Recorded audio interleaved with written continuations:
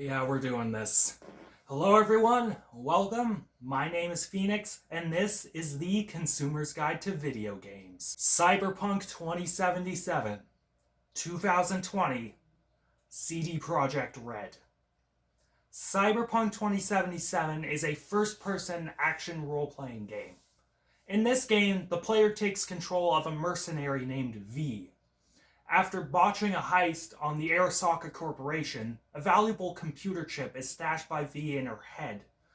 This computer chip contains the consciousness of a terrorist and rock star named Johnny Silverhand. After dying, V is brought back to life by Silverhand, but is slowly dying again because of it. It is now up to you, as V, to hunt down a method of getting the chip out of your head once and for all. Strap the fuck in, guys. There's a lot to say with this one, but overall, I think it's okay. There's a lot of great ideas, but it generally fumbles around a bunch. First, we have to acknowledge the elephant in the room. When this game came out last year, it was released in an abhorrently dogshit state. Like, to the point it was completely unacceptable that was released in this manner.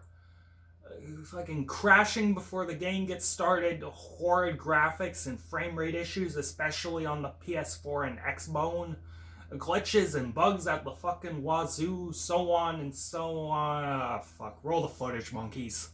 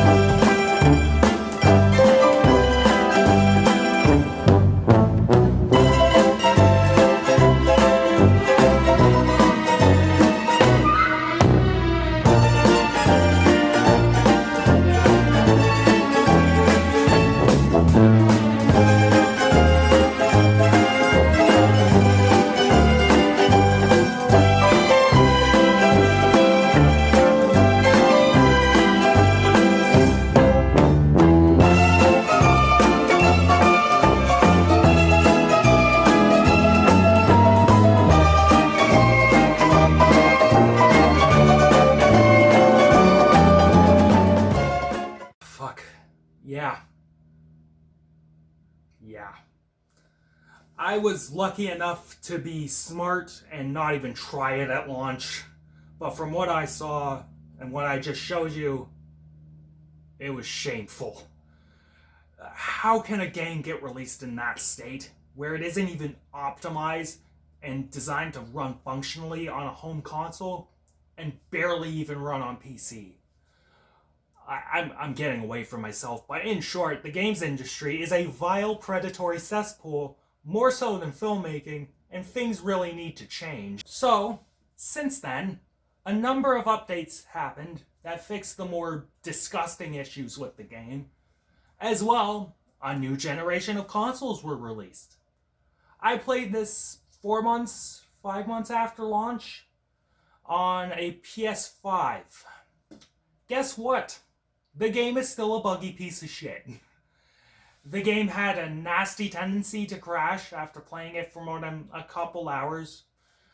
Granted, this issue sort of went away after a little while, but it still happened and it was annoying. The character models and object models would spaz out, or things in the environment, parts of your character, just straight up disappear. The HUD was spastic. Things like subtitles and notifications would just show up out of nowhere and just stay there for no reason.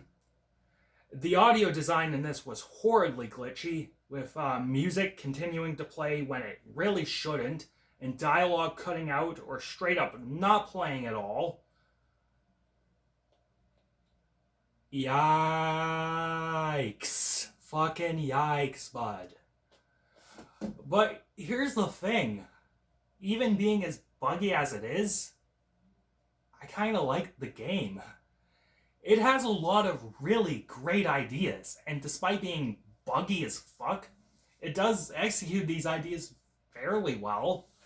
Let's start with the gameplay. The gameplay I find is really detailed and immersive. Getting to customize your character in a myriad of ways, you can craft and choose how V looks, sounds, and interacts with Night City. The combat mechanics are damn smooth in this game. One of my favorite aspects is the gun physics. The firearms in this game feel like real firearms. There's recoil, bullet spray, and there's actual weight in general to the guns. And you have to aim wisely when getting into shootouts. But when it comes to combat, you don't even need to shoot up the place if you don't want to. You can sneak and stealth your way through levels using your hacking abilities and cybernetic implants to pick off enemies from afar. Granted, most levels can be solved with the proper application of bullets, but you can play it quiet. The RPG mechanics in this game allow you to build your character in many ways, from more stealthy builds to tank builds to hacker builds. Being an RPG, you can choose dialogue and specific routes to take in missions, but that we will get into a bit later.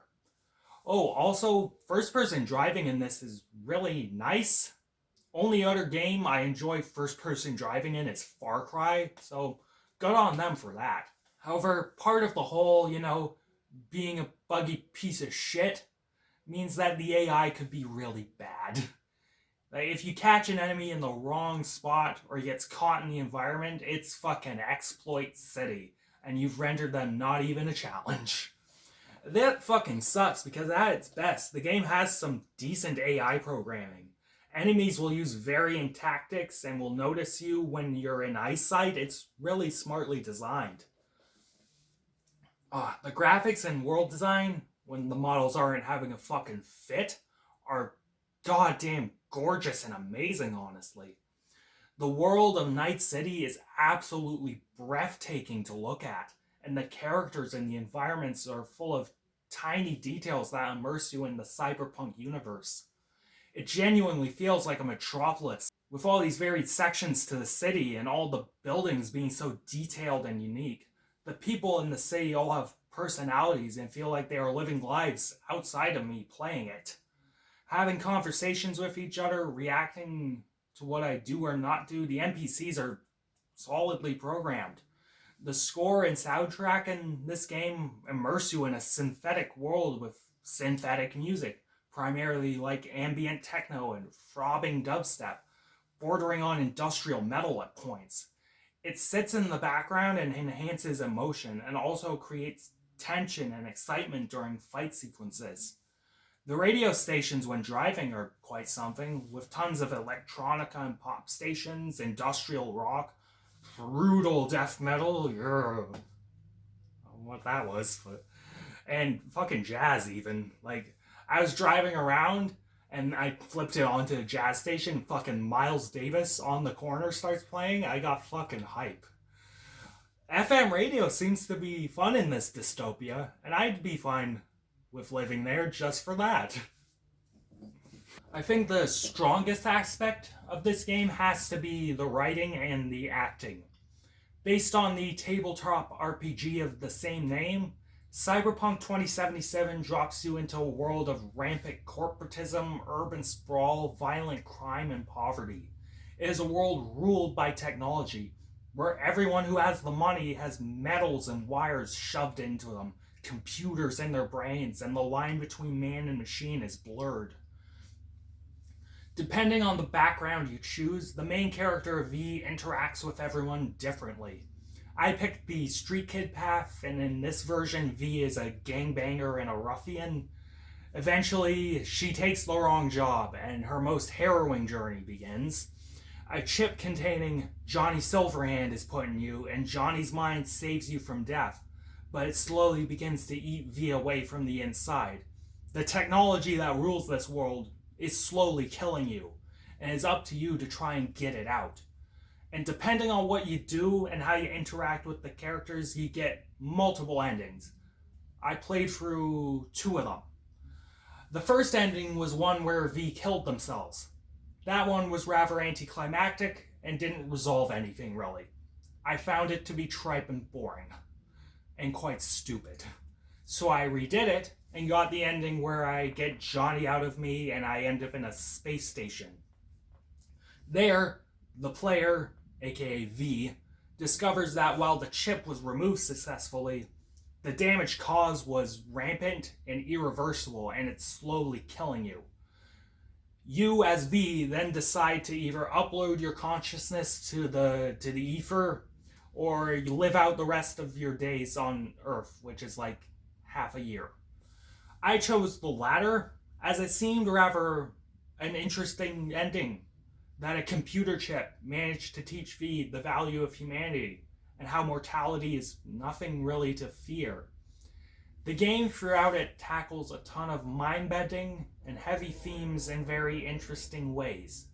I'd really be interested in playing it through again to get more outcomes and different endings. The story in this is brought to life well by the voice cast.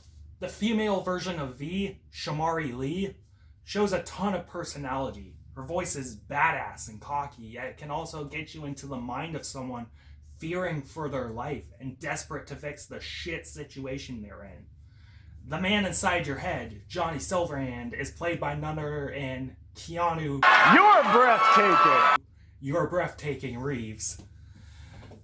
He also provides a mocap performance as well. While it certainly isn't a role that played to the man's strengths, Keanu gave it 100%, and he seemed to be having fun with the material. I'll give him a pass based on that. And with a supporting cast full of talented voice actors, Cyberpunk's story is brought to life really well, and you can connect with each character and their unique personalities easily. I think the state this game was released in, though, and the development of this game will be a topic amongst gamers for quite some time. The game was in the works for years. It got delayed multiple times, a couple of which were during the pandemic. During that time, new consoles were released. Like, why CD Projekt Red didn't wait a year, clean some of the nastier issues up with the game, and optimize it for the PS5 is beyond me. It would have been a tentpole for the new generation. Probably would have made them more money. How they handled releasing the game in such a state of ungodly disarray will be dissected for a while. I mean, I would want to sue these fucks too if I played this at launch. Ugh, okay. So overall, despite the shadow of glitchiness looming over Cyberpunk 2077, I think its achievements are worth noting. Despite everything, the game is fun to play and is intelligently written. After a few more patches and updates, I may even want to play this again. If you want to brave the game for yourself, I say go for it. You might actually end up liking it. And I'm feeling a 6 to a 6.5 out of 10. Considering all I've discussed, it's closer to a 6 than a 6.5, and this is quite generous. Catch you later, guys.